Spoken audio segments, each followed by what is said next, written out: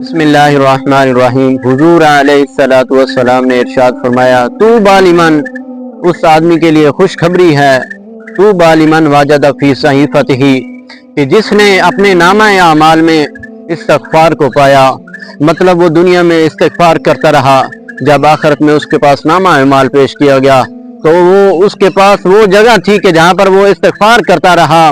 اور قرآن مجید میں یہ ہے کہ فَقُلْتُ اسْتَغْفِرُوا رَبَّكُمْ، اپنے رب سے استغفار کرو، اپنے پروردگار سے استغفار کرو۔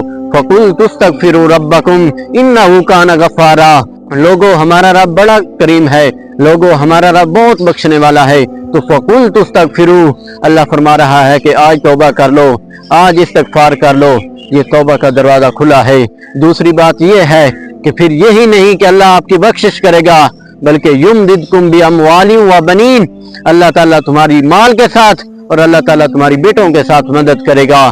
تو استغفار ایک ایسا عمل ہے کہ جو ہمارے رزق میں بھی اضافہ کرتا ہے اور ہمارے گناہوں کی بخشش کا بھی ذریعہ بنتا ہے۔